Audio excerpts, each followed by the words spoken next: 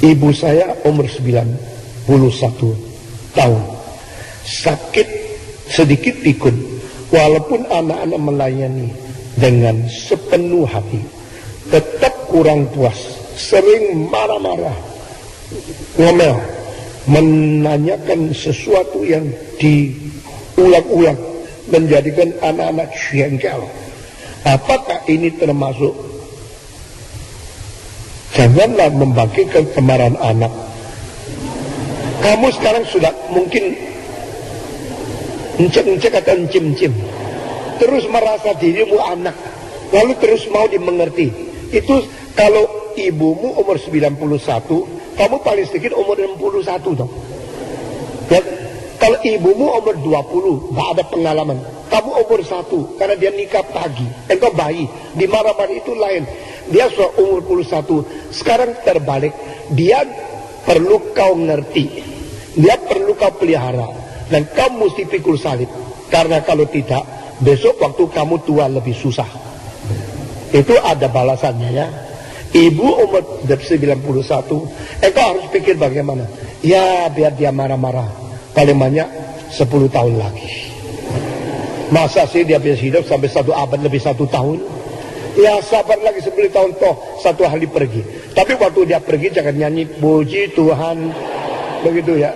Nah boleh ya. Jadi kalau di dalam rumah ada orang tua yang kau tak senang karena dia jengkel-jengkel, marah-marah, itu kamu mesti sabar. Karena itu adalah sesuatu ujian Tuhan untuk engkau masuk kelas lebih tinggi. Ya, orang lain tidak dikasih kesempatan seperti ini. Memang tidak gampang. Nah, kenapa ada orang tua begini? Orang tua itu ada 2 macam. Semacam itu dia jangan diganggu dan dia diam-diam. Nama banyak ngomong. Sebagian orang tua makin lama makin tidak mau bicara, mulai diam, mulai nggak mau apa, ada apa telan aja, karena dia sudah tua, dia tidak mau ribut lagi. Lalu dia, ya biarkan yang muda kerjain, dia tidak campur. Tapi orang tua yang waktu tua mau ikut ini, mau ikut ini, mau bereskan ini, bereskan itu, sebenarnya mau urus, itu bikin anak muda repot luar biasa menghadapi. Ya. Jadi ada orang tua waktu tua dia suka tinggal sendiri, nah suka tinggal sama anak. Kenapa? Dia tidak mau, dia punya model, dia punya kesulitan itu dilihat terus sama anak-anak, sehingga anak-anak tidak dihormati dia. Ada orang tua yang dia tidak bisa tinggal sendiri, dia masih mau menguasai. Saya melihat seorang tua yang paling abnormal, maafkan ya, itu saya tidak pernah lihat orang tua begitu. Anaknya cuma 1 laki-laki, dan setelah anak itu nikah, dia mengatakan, kamu kamar tidak boleh tutup, malam-malam jam berapa saya mau masuk lihat kamu sama istrimu, harus izinkan saya. Ada gini loh, puji Tuhan mama muda gitu loh. Ini saya tidak pernah tahu, sampai 1 hari anak itu mau pakai gunting tusuk mamanya. Saya bilang, kau kurang ajar, tidak boleh. Kamu tidak tahu mama gua bagaimana jalannya. Dari nikah sampai sekarang, anak saya sudah umur 17. Setiap saat dia mau masuk kamar, mau lihat saya sama istri saya. Mama apa itu? Saya kaget. Tapi saya tidak bicara sama orang lain. Hanya kali ini bicara kamu, karena kamu bukan orang lain. Begitu. Saudara-saudara. Jadi setiap keluarga ada buku sulitnya semua. 1, 2, 3. Setiap keluarga ada buku sulitnya. Setiap orang ada tabiat yang lainnya. Dan kalau engkau sudah berani nikah, berani tanggung. Berani nikah sama orang yang aneh, ya engkau menjadi nyonya aneh. Ya. Kalau engkau nikah sama orang aneh.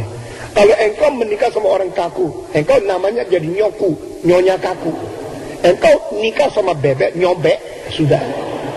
Engkau nikah sama ayam yang nyoyam. Ya. Nah dengan demikian, tanggung salib, lalu ikut Tuhan, mengikut Tuhan. Bukan nikah sama malaikat, bukan nikah sama orang sempurna. Kita nikah sama orang yang ada kelemahannya, dan kita harus pikul salib.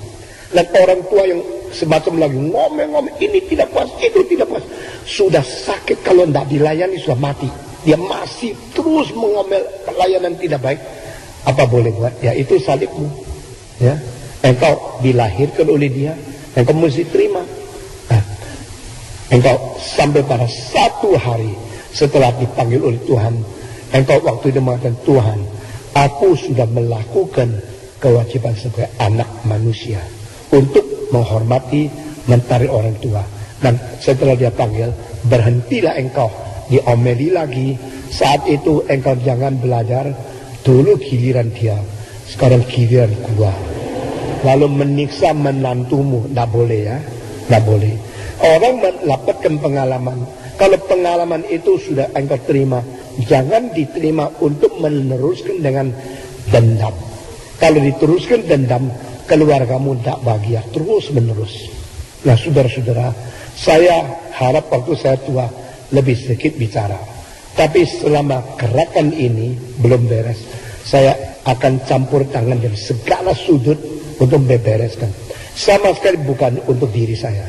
Semua hanya untuk pekerjaan Tuhan yang dipercayakan kepada kita, boleh menjadi berkat bagi dunia ini. Kita semua bisa menjadi tua, dan siap-siap kalau kita akan menjadi tua. Sebelum tua datang, ada persiapan psikologis. I'm going to be an old man, old folk, prepare myself. Orang tua kalau tidak mau dibenci oleh orang muda, ada beberapa prinsip.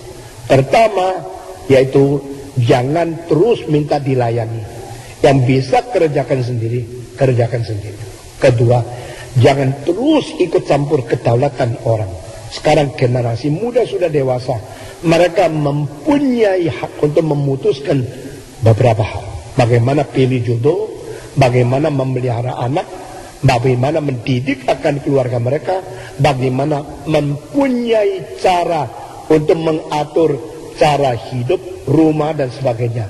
Dan itu karena mereka sudah dewasa, jangan dicampuri terus. Dan ketiga, tak usah mengulang-ulangi hal-hal yang sudah lama semua tahu. Orang yang sudah tahu diulangi lagi, ulangi lagi. Apalagi orang yang agak pintar, paling tidak senang mendengar kalimat ulang-ulang. Nah itu orang tua belajar akan hal ini. Saya sih kurang tua ya. Kalau saya sudah umur 90, saya boleh kongko sama mamamu ya, karena beda 1 tahun. Sekarang kalau saya pergi ke ibumu ngomong sama dia, jangan ngomel, jangan ini. Dia bilang, lu umur berapa? Saya 67. Saya lulus universitas, kamu masih umbelen. Ya, dia susah dengar. Tapi saudara-saudara, setiap orang kalau baik-baik dari muda memelihara telinga yang mau dengar, ya, listen, good listener, menjadi orang yang suka dengar, prinsip-prinsip ini didengar. Kalau tidak, terus ulang-ulangi sesuatu yang sebenarnya prinsip sudah bicara.